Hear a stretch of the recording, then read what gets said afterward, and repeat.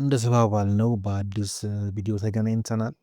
በአዲስ ርዕስ እ ሰላምታ በድጋሚ ለሁላችሁም አቀርባለሁ። ለውድ የኤክስፖርት ቤተሰቦች ቻናላችንን ሰብስክራይብ እና ላይክ፣ ሼር እያደረጋችሁ የቻናላችን ኤክስፖርት ቤተሰብ ይሁኑ። በቀጥታ እንግዲህ ወደ መረጃዎቼ ልለፍ። እንግዲህ አሁን የዝውውር መስኮቱ 13 ቀን የቀረው በጣም ትንሽ ጊዜ ነው እና ክለቦች በዚህ ሰዓት እንግዲህ በጣም ዝውውሮችን ያደርጋሉ። ያለባቸውን ጉድለት ለመሸፈን እንግዲህ ዝውውሮችን ይፈጽማሉ እና ዛሬ ኦገስት 19 ነሐሴ 13 እንግዲህ የተሰሙ ሰበር መረጃዎች አሉ። ከወደ እንግሊዝ ከሶስቱ ክለቦች ካርሎስ ባሌባ ከማንቸስተር ዩናይትድ በሱ ጉዳይ በጥልቀት እንወያይበታለን። ኤዝሪ ኮንሳ ከአርሰናል፣ ከርቲስ ጆንስ እና ባርኮላ እንግዲህ ከሊቨርፑል ማለት ነው እና ወደ ሶስቱ ክለቦች ሄደን እንግዲህ በእነዚህ ዝውውሮች ላይ መረጃ እናጋራችኋለን። አብራችሁን ቆዩ። ዛሬ ወደ ከሰዓት አካባቢ እንግዲህ የወጣው ሰበር መረጃ የካርሎስ ባሌባ ያልተጠበቀ ማንም ያልጠበቀው ዝውውር ነው።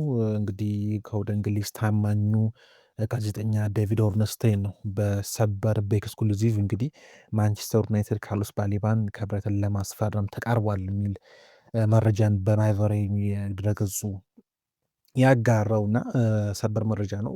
እንግዲህ ዩናይትድ ሳንቶስን እና ቴሌማንስን ካስፈረመ በኋላ በዝውውር ገበያው በጣም ደጋፊዎችን ትንሽ ቅር ያሰኝ ዝውውር መስኮት ነበር ሲሰለፍ የነበረው። ነገር ግን ከጀርባ የተሰሩ ያሉ ስራዎች ነበሩ ሲባል የነበረ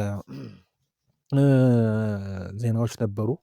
አሁን ላይ ግን ካርሎስ ባሌባን ከብራይተን በ60 ሚሊዮን ፓውንድ እና በተጨማሪ 5 ሚሊዮን አዶንስ ወይም ተጨማሪ ክፍያዎች በአጠቃላይ 70 ሚሊዮን በሚደርስ የዝውውር ዋጋ ለማስፈረም ከብራይተን ጋር ተቃርቧል። ቀሪ ንግግሮች የሚቀሩት ፋብሪዞም እንግዲህ ትንሽ ቆይት ብሎ ባጋራው መረጃ ባሌባም ወደ ማንቸስተር ዩናይትድ ለመቀላቀል ፍላጎት እንዳለው እና ምርጫው ዩናይትድ መቀላቀል እንደሆነ ነው ግልጽ ያደረገው ፋብሪዚዮ። እንደምታውቁት ይህ ልጅ አምና በማንቸስተር በተለይ በሩበን አሞሪም ስር በጣም ይፈለግ የነበረ ተጫዋች ነው። እንግዲህ በዛ ሰዓት የዛኔ በታየው አቋም መሰረት እንግዲህ ወደ 90 ሚሊዮን ፓውንድ ወደ 100 ሚሊዮን ፓውንድ የሚጠጋ ዋጋ ነበረ ይገመት የነበረውና አሁን እንግዲህ ዘንድሮ ከሞላ ጎደል ጥሩ አቋም ላይ አልነበረም ማለት ይቻላልና ካርሎስ ባሌባ ያለፈው ዓመት ሳይዘዋወር ቀረ። አሁን ላይ ግን ለክለቡ ቅርብ የሆኑ መረጃ እንግዲህ መሰረት እንግዲህ ዝውውሩ ለአንድ ዓመት ይህን ተጫዋች ሲከታተሉት ነበር ሲዘገብ የተዘገበው እና የዛሬው ዝውውር ዜና ከወጣ በኋላ ማለት ነው። እና ካርሎስ ባሌባ የማንቸስተር ሶስተኛ የመሃል ሜዳ ፈራሚ ሊሆን ተቃርቧል ማለት ነው። ትንሽ ጉዳት እንዳለበት የተወራ ይገኛል። ለ3 ሳምንት ከሚዲያ የሚያርቅ ጉዳት እንዳለበት የተወራ ይገኛል። ነገር ግን ይህን የሚያሰጋ እንዳልሆነ የተነገረ ነው ማለት ነው። ከዛ በተረፈ ማንቸስተር ዩናይትድ በአሁን ላይ ጥሩ የሚባል ሚድፊልድ እየገነባና ጥሩ የሚባል ዓመትን እንደሚያሳልፍ ብዙ ግምቶች እየሰጡ ይገኛሉ። በተለይ ከኤሲ ሚላኑ ጨዋታ በኋላ የግድ 6 ቁጥር ፈራሚ ማለት 6 ቁጥር ፈራሚ አስፈላጊ እንደሆነ ብዙ ተንታኞች በብዙ ሀሳቦች ይዘነዘሩ ነበር እና ማንቸስተር ዩናይትድ በጣም በተጠና እና በጣም ባልተጋነነ በጣም በብዙ ጥናት የተደረገ ዝውውር የባሌባን ዝውውር እንግዲህ ከብራይተን ለማስፈረም ተቃርቧል ማለት ነው። ባሌባ በጣም ታለንትድ በተለይ ባለፈው የዛሬ 2 ዓመት እንግዲህ ብራይተን በጣም ድንቅ አቋም ያሳየ ብዙ ክለቦች ተፈላጊ የነበረ ተጫዋች ነው። አሁን ላይ እንግዲህ በካሪክ ስር ከእንደገና በማንቸስተር ዩናይትድ ማሊያ እናየዋለን ማለት ነው። እንግዲህ ዛሬ በማንቸስተር ዩናይትድ ሰበር መረጃ ያወጣው ይሄ ነው። ትላንትና ደግሞ የብሩኖ ፈርናንዴዝም የኮንትራት ማራዘም ጉዳይ ሲነሳ ነበረ። እንግዲህ ፋብሪዞ እንዳለው ከሆነ ማንቸስተር ዩናይትድ ቀሪ ፊርማዎችን ለማድረግ እየሰራ ነው። በግራ መስመር ተከላካይ እና በአጥቂዎች ዙሪያ ላይም እየሰራ እንደሆነ ፋብሪዞ ዘግቧል። ከዛ በተረፈ እንግዲህ ወደ ሌላኛው ደግሞ ሰበር ዜናችን ስንገባ ደግሞ በዛሬው ዕለት የዝውውር ዜናው ተሰምቶ እንግዲህ በአሁኑ ሰዓት ላይ የተጠናቀቀው የኤዝሪ ኮንሳን ጉዳይ እንመለከታለን ማለት ነው። አርሰናል የኤዝሪ ኮንሳን ከአስቶን ቪላ በ51 ሚሊዮን ፓውንድ ለማዘዋወር እንደተስማማ ዜናዎች እንደተስማማ እንግዲህ ተዘግቧል። አርሰናል ኤዝሪ ኮንሳን ከአስቶን ቪላ የረጅም ጊዜ ኢላማውን በተለይ ሳሊባ የጉዳት ከተሰማ በኋላ ሳሊባ በዛ ቦታ ላይ ለረጅም ጊዜ እንደማይጫወት ከተረጋገጠ በኋላ እንግዲህ አርሰናል ብዙ ተከላካይ ኢላማዎች ነበሩት። ነገር ግን ኤዝሪ ኮንሳ የዚህ ክረምት ቶፕ ታርጌትስ ወይም አንደኛ ኢላማው እንደነበር ይቶራ ነበር ማለት ነው። በቪላና በአርሰናል መካከል እንግዲህ የዋጋ ልዩነት ነበር። በጣም ለብዙ ጊዜ ይህን ድርድር ትንሽ ያስተጓጎለው በሁለቱ ክለቦች መካከል እንግዲህ የዋጋ ልዩነት ነበር። የ10 ሚሊዮን ፓውንድ ማለት ነው። 60 ሚሊዮን ፓውንድ ነበር የሚፈልገው አስቶን ቪላ። ነገር ግን በክለብ አመራሮችም በአንድሪያ ቤርታም ከተደረጉ የነቁ ንግግሮችና ድርድሮች በኋላ እንግዲህ በ51 ሚሊዮን ፓውንድ እንግዲህ ኤዝሪ ኮንሳ ወደ አርሰናል እንግዲህ የሚደረገው ዝውውር ተጠናቋል። ክለቦች ተስማምተዋል። ኮንሳም እንግዲህ በቀጣይ ቀናት ወደ ኤምሬትስ ተጉዞ የሕክምና ምርመራውን ያደርጋል ማለት ነው። የኤዝሪ ኮንሳ ዝውውር ለእኔ በጣም አሪፍና ለሳሊባን በመጠኑም ያህል የሚተካ ስጦች ይመስለኛል። በተለይ አርሰናል በአሁኑ ሰዓት ላይ ቲሙን የተጠናከረበት ያለው መንገድ ነው፣ የተጸና ዝውውር ያደረገበት ያለው መንገድ በጣም አሪፍና የሚደነቅ ነው። እንግዲህ ኮንሳ በአስቶን ቪላ ቤት በጣም ድንቅ አመታትንና ድንቅ አቋምን ያሳየ ተከላካይ ነው። በፕሪሚየር ሊጉ አሉ ከምንላቸው ጎበዝና ልምድ ያላቸው ተከላካዮች አንዱ ነው። በአምናም እንግዲህ ኡናይ ኤምሬ የኢሮፓ ሊግ ዋንጫ ሲያሳኩ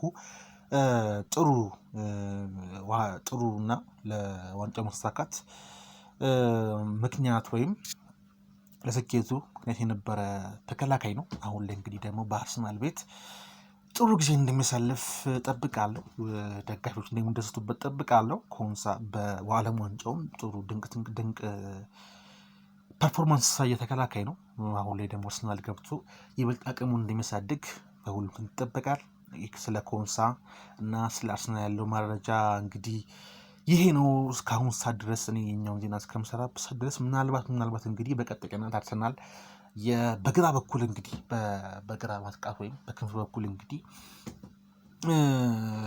ቦታውን ለማጠናከር ብዙ ሙከራዎች እያደረገ መሆኑ የተዘገበ ይገኛል። የኬናን ይልዲዝ ዘገባ በደንብ እሱን ነገር የኬናን ይልዲዝን ዜና በደንብ እሱን ነገር በደንብ አስታውሱት። የባርኮላ በተያያዘ እንግዲህ ኬናን ይልዲዝ ላይ አርሰናል በቀጣይ እንግዲህ ዝውውሩ አንድ ሳምንት ነው የቀረው። የሚፈጠረውን እናያለን። በተለይ በክንፍ በኩል በጣም ለደጋፊዎች ደስ የሚል ዜና እንደሚወጣ ጠብቃለሁ።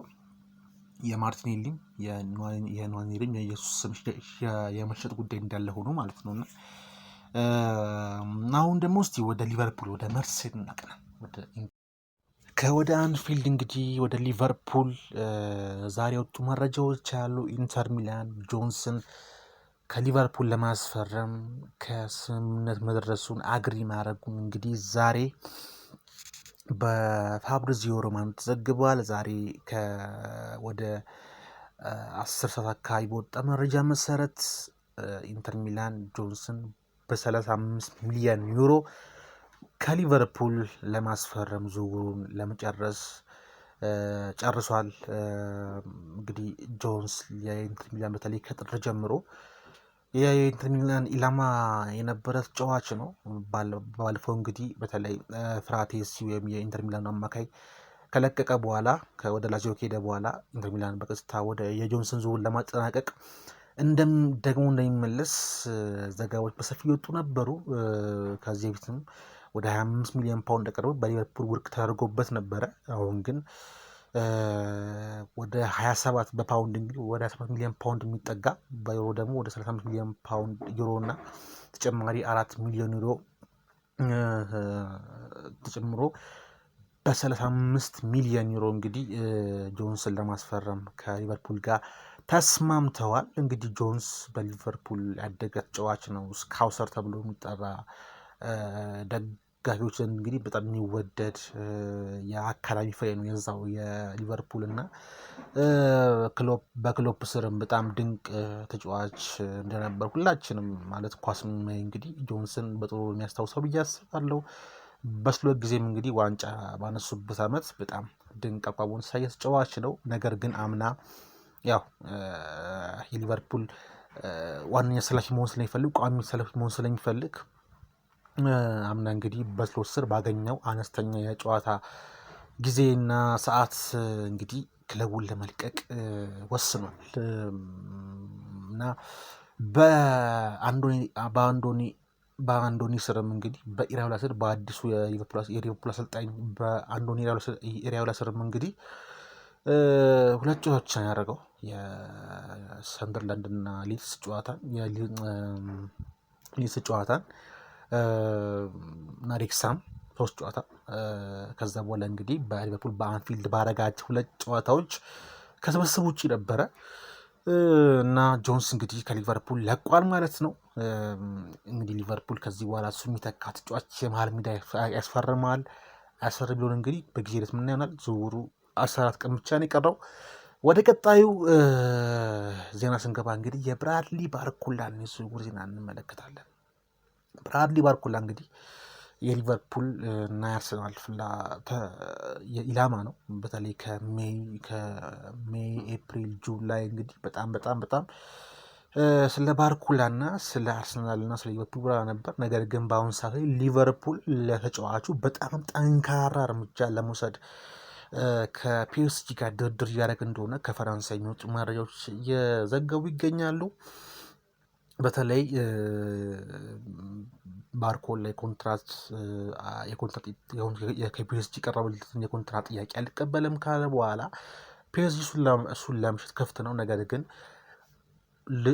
ባርኮላ ላይ የጠየቀው የ170 ሚሊዮን ዩሮ ዋጋ እንግዲህ ሊቨርፑልን እስካሁን ሰዓት ድረስ ለድርድር ለረጅምና ለደጋፊ ላሰለቸ የዝውውር ድርድር በጣም አቁስቷል። አሁን ላይ እንግዲህ በባለፈው ሳምንት ፌራን ቶሬስ እና ሚካ ጎትሰን ከአያክስ ቶሬዝን ከባርሴሎና ሚካ ጎትሰን ደግሞ ከአያክስ ፒኤስጂ ማስፈረሙ ተከትሎ ፒኤስጂ 8 የማጥቃት ተጫዋች ይዟል እና ባርኮላ እንደሚለቅ ይጠበቃል። ባለፈው የሱፐር ካፕ ጨዋታም ባለፈውም እንግዲህ የሌንስ ጨዋታም እንግዲህ ሁለቱም እምባዬም በሊቨርፑል የሚፈለጉት እምባዬም ባርኮላም ከስብስብ ውጭና ቤንች ላይ የነበሩ ምንም አይነት ደቂቃ አልተጫወቱም። ይህን ተከትሎ እንግዲህ ሊቨርፑል ባርኮላን ለማስፈረም በጣም ንቁ ድርድር እያደረገ ነው። ሊቨርፑል እንግዲህ ዛሬ ወጣ መረጃ መሰረት ፒኤስጂ 140 ሚሊዮን እንግዲህ ዋጋውን ቀንሶ 140 ሚሊዮን ፓውንድ ይጠይቃ ይገኛል ለባርኮላ ዝውውር። በባለፈው 2 ቀን በወጣ መረጃ መሰረት ለፒኤስጂ ቀርቦ የሆነው ፋብሪካው እንግዲህ ሊቨርፑል በዚህ ሳምንት የባርኮላን ዝውውር ለመጨረስ እንዳቀደና ንግግሮች እየቀጠሉ እንደሆኑ ነው እየዘገበ ያለው። ሊቨርፑል በዚህ ሳምንት ኦፊሻላዊ የዝውውር ጥያቄ አቅርቦ የባርኮላን ስም ለመጨረስ እንደሚሞክርና እንደሚያደርግ ነው እየዘገበ ያለው። የብራሂም ምባዬም ዝውውር እንግዲህ በጣም አከራካሪ ነው። ትላንትና ከታቱ የወጡ መረጃው መሰረት እንግዲህ ሊቨርፑል ከተጫዋቹ ጋር የ5 ዓመት ኮንትራት መስማማቱንና ምባዬም እንግዲህ ከሊቨርፑል ጋር በግል ስምምነት ወይም በፐርሰናል አግሪመንት ዙሪያ እንግዲህ ፐርሰናል ተርምስ አግሪ እንዳደረጉ ነበር ፋብሪካውን ጊዜ የዘገበው በራሱ በኤክስክሉሲቭ መልክ ማለት ነው። ነገር ግን ደግሞ ትላንት ለክለቡ ቅርብ የሆኑ ጄምስ ፒርስ እና ኤንዱዌል ሲሞን ጆንስ እንግዲህ ይሄ ዝውውር ሊቨርፑል በኛ አልገፋበትም የግል ስም የሚባል ጉዳይ የለም የሚል ዜና እየወጣ ያለው። የምባዬ ዝውውር ቢያጠራጥርም ከፍራንስ እየወጡ ባሉ ዘገባዎችና ዜና መሰረት እንግዲህ ሊቨርፑል የሁለቱንም የባርኮላንም የምባዬን ዝውውር ለማጠናቀቅ ከፒኤስጂ ጋር ድርድር ያደረገ እንደሆነ ነው እየዘገበ ያለው። ምናልባት በቀጣዮቹ 3 ቀናት እንግዲህ እነዚህን ዝውውሮች ተጨባጭ መረጃዎችን እንሰማለን ብዬ አስባለሁ። ዛሬ በክለቦች ዙሪያ እንግዲህ ኦገስት 19 የወጡ መረጃዎች እነዚህን ይመስላሉ። በቀጣይ እንግዲህ በሌላ አዲስ መረጃ እንገናኛለን። ለቻናል አዲስ የሆናችሁ ቤተሰቦች እንግዲህ ቻናላችን ሰብስክራይብ፣ ላይክ፣ ሼር እያደረጋችሁ የኪክ ስፖርት ቤተሰብ የሆኑ